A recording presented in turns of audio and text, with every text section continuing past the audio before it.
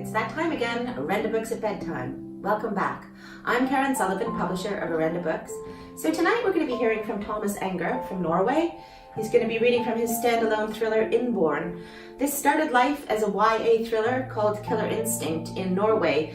It was translated by Carrie Dixon, and we decided at that point that we'd make it into a YA adult crossover, and Thomas wrote 30,000 words in English to make this one of the most compelling, gripping books you may ever read. It's Nordic noir at its finest, and it's been incredibly well reviewed.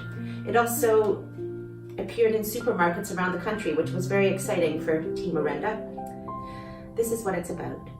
When the high school in the small Norwegian village of Bedtime becomes a murder scene, the finger is soon pointed at 17-year-old Evan. As the investigation closes in, social media is ablaze with accusations, rumors, and even threats.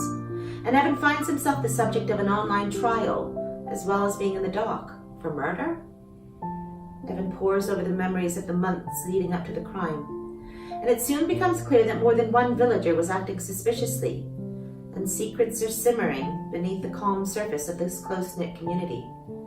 As events from the past play tag with the present, he's forced to question everything he thought he knew. Was the death of his father in a car crash a decade earlier really accidental?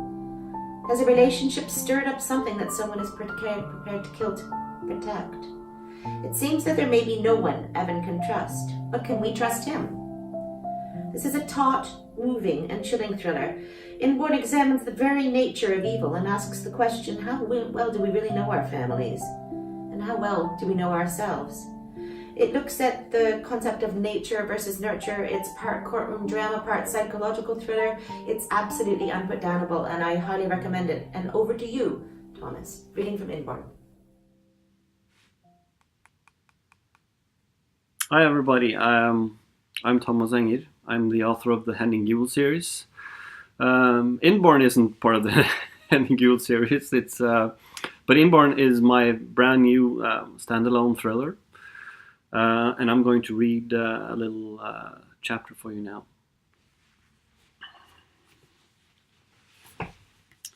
Prologue, the night of.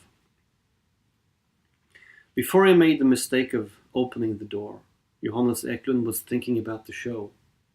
He thought about the cheers and the admiring looks the girls had given him, the beers he was going to drink once he caught up with everyone at the opening night party.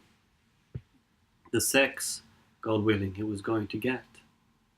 In those minutes that passed before he stepped through the doorway and stared in disbelief at what he saw in front of him, Johannes's mind had been filled with dreams.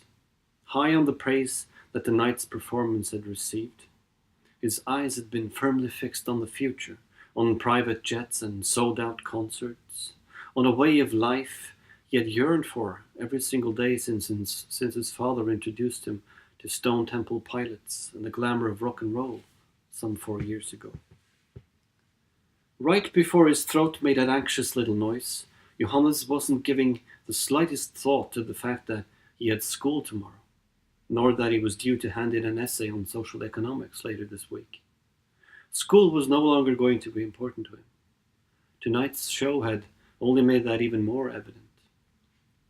But then his presence was noticed, and he stood there watching for a few seconds, trying to comprehend what was going on in front of him.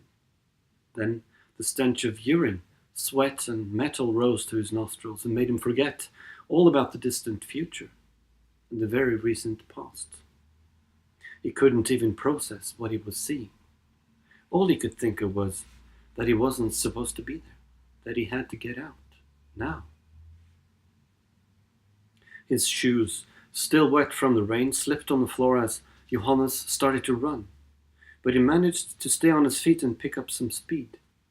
The sound of boots hard against the floor behind him made him force his legs to move even faster. Heart racing and lungs screaming, he reached the end of the corridor. As he was about to open the door that led to the staircase, he turned and caught a glimpse of the person speeding towards him, eyes so dark it made Johannes tremble and whisper. He grabbed at the door and ran through. He was about to descend the staircase when he felt a powerful hand on his shoulder. He turned and raised his hand as if to protect himself, whispering a plea that died on his lips as intense pain jolted through his jaw, paralyzing the rest of the muscles in his face. His feet lost touch with the ground, and as the back of his skull made contact with the top of the staircase, it felt and sounded as if something in his head had smashed into 1,000 pieces. He didn't pass out, but part of him wished that he had. He tried to get up, but something connected with his upper body and pushed him forcefully further down the stairs.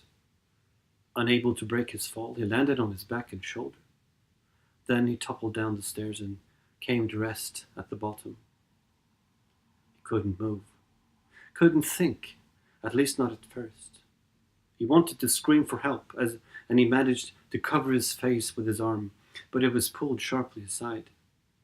He squinted up at the person above him. Only then did Johannes fully understand how much trouble he was in. His thoughts turned towards his family and his friends, to the songs he had yet not written, songs that would never be loved, and the tears began to roll down his cheeks. As he felt blow after blow raining down on his face, feeling the numbness travel from his head to the rest of his body, Johannes' mind drifted away from what was happening to him. He thought about all the fun he had planned, the dreams that would never come true. And as the white lights above him started to fade, he thought of the taste of a girl's lips, the feel of her body.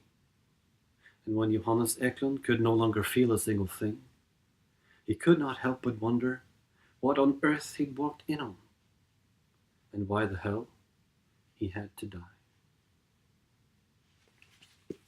Import. Thanks, Thomas. That was mesmerizing. Thank you for listening. We'll see you next week, 8 p.m. for another episode of Orenda Books at Bedtime.